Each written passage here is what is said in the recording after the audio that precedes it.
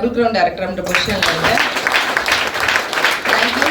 என்னோட வாழ்க்கையில நான் எடுக்கிற அத்தனை விஷயங்களுக்கும் எனக்கு சக்சஸ் கொடுத்துருக்கேன். என்னோட கடவுளுக்கு நான் சிரம் தாழ்ந்து நன்றி தெரிவிச்சுக்கிறேன்.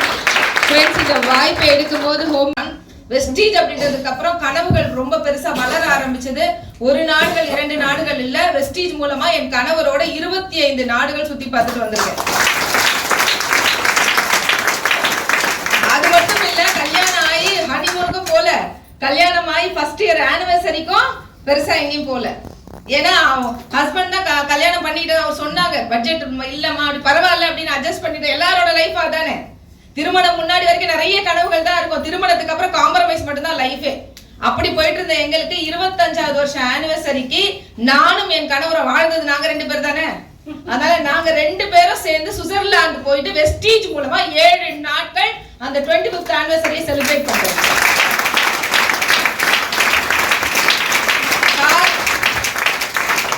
காரெல்லாம் பசங்க வாங்கி கொடுத்தா உண்டு, ஒரு அம்மாவா ஒரு கெத்து தானே. என் புள்ள கார் வாங்கிட்டான் அப்படின்னு ஒரு கெத்தா ஒரு விஷயம் சொல்லுவோம், அப்ப இது பண்ணுவோம். கரெக்டா?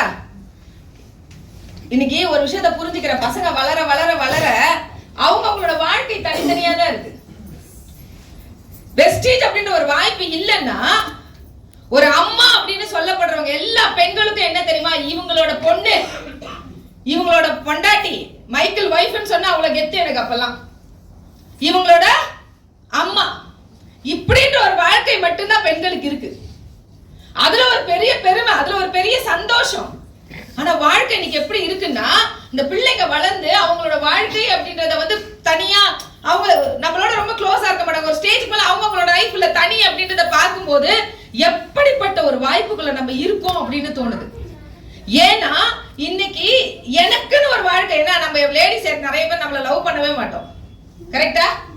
எப்பவுமே என்னன்னா வீட்டு கணவருக்காக செய்யணும், பிள்ளைங்களுக்காக செய்யணும் அப்படின்ற ஒரு லைஃப் மட்டும் தான் தெரியும். ஆனா இந்த வாய்ப்பு என்ன சொல்லி கொடுத்துருக்குன்னா, முதல்ல நம்ம பேரை விக்டோரியா அப்படின்னு நம்ம பேரை பெருமை அந்த உலகத்துக்கு காமிச்சிருக்கிறது இந்த ஆப்பர்ச்சுனிட்டி மட்டும்தான். மைக்கேல் வைஃப் விக்டோரியான்னு சொன்னது போய் விக்டோரியாவோட ஹஸ்பண்ட் மைக்கேல் அப்படின்றத மாத்தி இருக்கிறதும் இந்த ஆப்பர்ச்சுனிட்டி தான். இத திமிருக்காக சொல்லல, என் ஹஸ்பண்ட் அவரு அப்படின்னு சொல்ற திமிருக்காக சொல்லல. அந்த ஒரு பெண்ணை கூட முன்னாடி வச்சு பார்க்க முடியும் அப்படின்ற பெருமை கிடைச்சது இந்த இடத்துல மட்டும்தான்.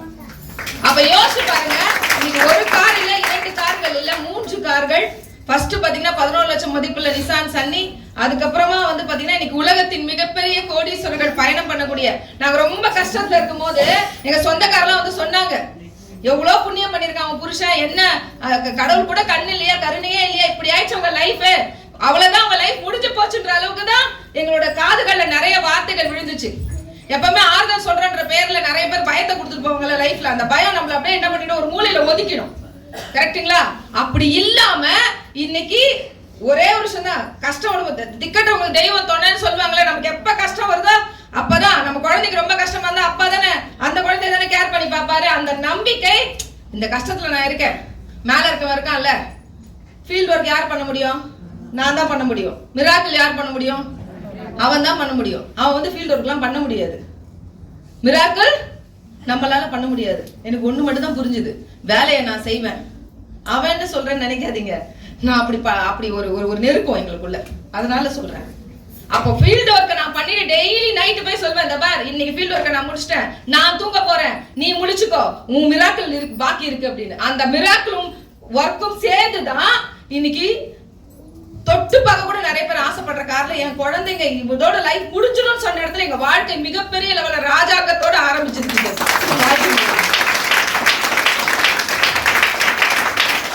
அப்ப யோசிச்சு பாருங்க, லாஸ்ட் டைம் வந்து பாத்தீங்கன்னா தீபக் சார் வரும்போது ஒரு அற்புதமான ஒரு வார்த்தை சொன்னாரு, இன்னும் 10 வருஷம் கழிச்சு இந்தியா எப்படி இருக்க போதுன்னா, அப்படியே பயங்கர எக்ஸைட்டடாலாம் இல்ல, அது ரொம்ப பயமா இருந்தது.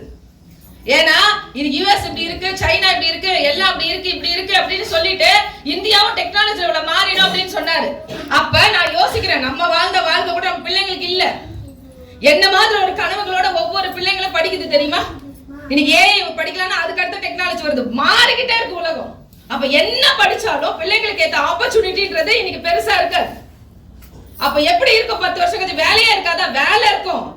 படிச்ச படிப்புக்கோ அவங்களோட ஆசைக்கு ஏத்த வேலை இருக்காது. பொழப்புக்காக யாரோ ஒருத்தட்ட அடிமையா என்ன கொடுத்தாலும் செய்யற நிலைமைக்கு தான் நம்மளோட அடுத்த ஜெனரேஷன் இருக்க போகுதுன்னா அப்ப யோசிச்சு பாருங்க. கோவிட் டைம்ல நாங்க புரிஞ்சுக்கிட்டது என்ன தெரியுமா? இந்த உலகமே ஸ்தம்பிச்சு போனாலும் சோப்பு போடாம யாரும் இருக்க மாட்டாங்க, பேஸ்ட் போடாம யாரும் இருக்க மாட்டாங்க. கரையிற பொருள். ரெண்டாவது, இந்த உலகம் எவ்வளவு டெக்னாலஜிக்கு மாறுதோ 900 வருடங்கள் மனிதர்கள் வாழ்ந்ததா வரலாறு சொல்லுது. அப்படியே உழைப்பு குறைய குறைய மனிதர்களோட ஆயுசு காலம் குறைஞ்சிச்சு. அப்ப டெக்னாலஜி வளர வளர எல்லாம் ரிமோட் ஆயிடுச்சுல. ஃபேன் ரிமோட், எல்லாத்துக்கும் ரிமோட், லைட் போடுறது எல்லாத்துக்கும் ரிமோட் தான். அப்ப நம்மளும் ரிமோட் ஆயிட்டோமா? அப்ப அதே மாதிரி நோய்களும் அதிகமாகுமா இல்லையா? அப்ப எப்படிப்பட்ட இடத்துல இருக்குன்னா இன்னைக்கு WHO சொல்லுது சப்ளிமெண்ட் இண்டஸ்ட்ரின்றது $900 பில்லியன் இண்டஸ்ட்ரி அப்படின்னு. ஒரு பில்லியன்னா 10,000 கோடிங்க. அப்ப கௌதம் பாலிசார் 21 வருடங்களுக்கு முன்னாடி தீர்க்கதரிசியா இல்லையா? சப்ளிமெண்ட் இண்டஸ்ட்ரியும் 80 ப்ராடக்ட் யூனிக்கா கொண்டு வந்திருக்கு.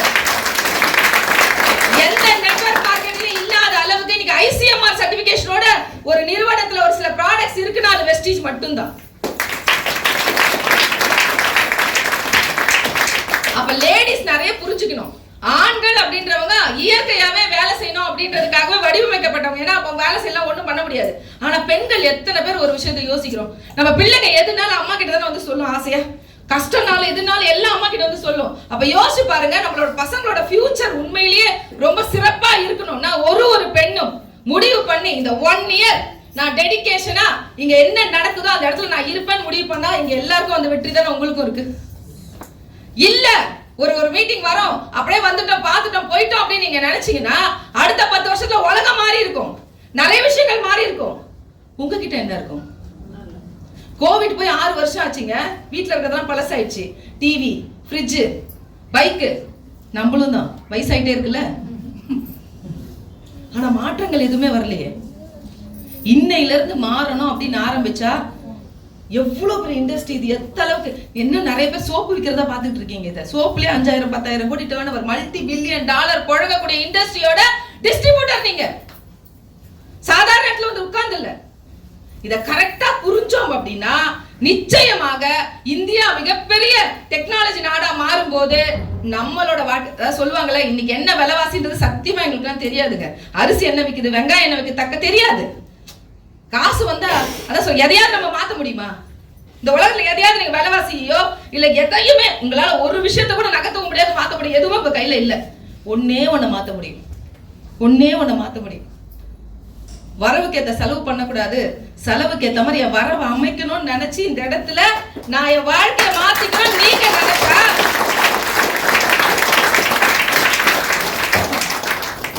வரவுக்கு ஏத்த செலவு பண்ண முடியாதுங்க. அந்த காலத்துல வரவுக்கு ஏத்த செலவு பண்ணவங்களோட வாழ்க்கை மாறல. ஆனா ஒரு அப்பா நினைச்சாரு, எனக்கு வரவு வருது செலவாகுது, ஆனா என் பிள்ளைக்கு பக்கத்துல இருக்க இடத்த வாங்கி போட்டா ஒருவேளை அவங்களோட ஃபியூச்சர் நல்லா இருக்குமோ, அப்படி வாங்கி போட்டவங்களோட பிள்ளைங்களோட லைஃப் நல்லா இருக்கா நல்லா இல்லையா?